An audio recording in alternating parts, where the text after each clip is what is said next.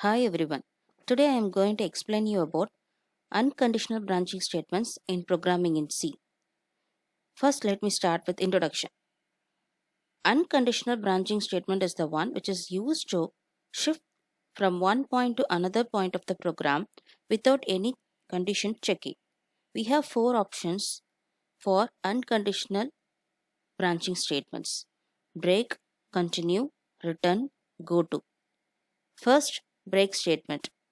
Break is a keyword which allows us to jump from one spot of the program to another without waiting to get back.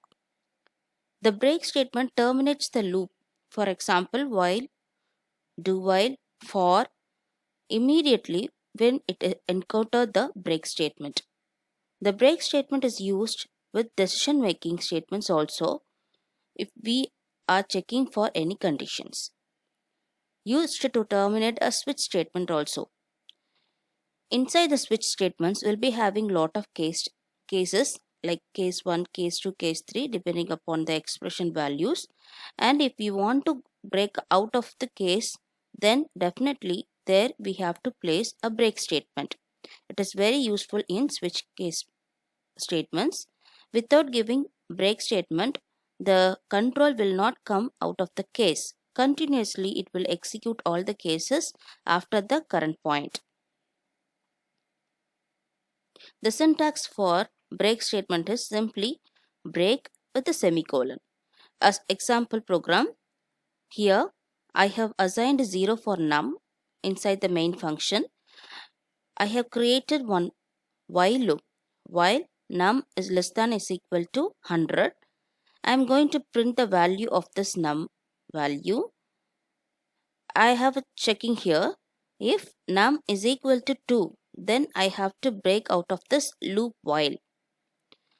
If the number encounters 2, that is if the number value is 2, the total loop get break, right? Then the number will increment it here. Finally, I have printed out of while loop to spot the location where we have came out of the loop.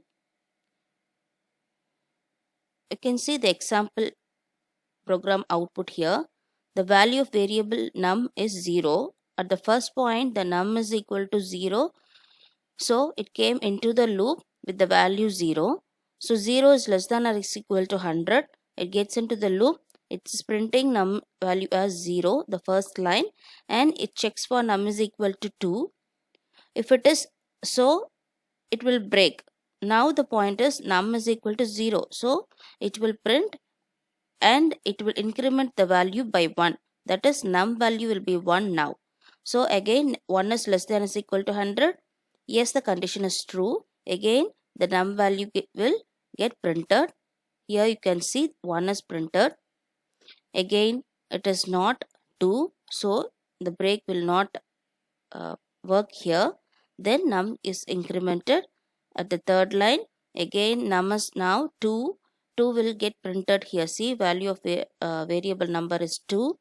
Now we'll check for the condition. Num value is 2. So 2 double is equal to 2 means what? It will compare the value of num and the given value 2. So 2 is equal to 2. Yeah, the condition is true now. So break statement execute immediately, it will come out of the loop. So we'll get the statement out of while loop. Okay, right. Then continue. Continue is the one which skips some of the statement inside the loop. It is very useful while going through the loops, that for loop, while loop or do while loop. The continue statement is used with the decision making statements such as if else also. Branching statements normally. The syntax for continue statement is simply continue followed by a semicolon. An example program which depicts the continue statement. Here for loop. Inside the for loop, the range is from j is equal to 0 to less than or equal to 8. So the value starts from 0 until a, the loop will get executed. And it will check for a condition inside the loop each and every time. If j is equal to 4. If so, continue. That means if the iterations crosses 4, this should not work. it will not get printed. That is, the print statement should not work. Or else for other values, the print statement can execute. If j is equal to 4 encounters, automatically it will skip the remaining statements. We have one statement after this if statement inside the loop. So this will not execute. It will come back to the for loop without executing this printf statement. If j is equal to 3 or 2 or 5, whatever it is, it will execute the print statement and will continue with the rest of the values.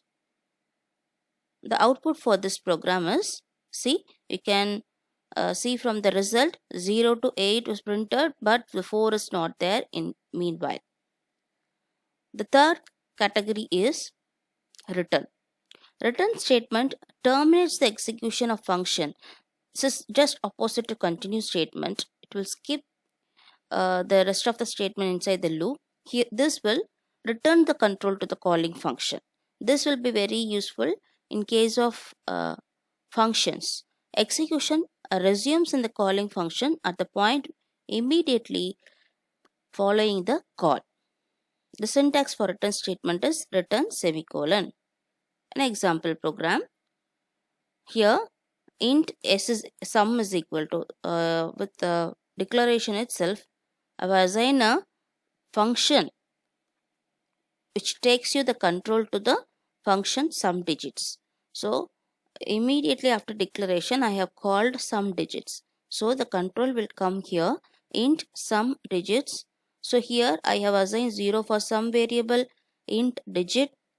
For digit is equal to 0, the range from 0 to 9.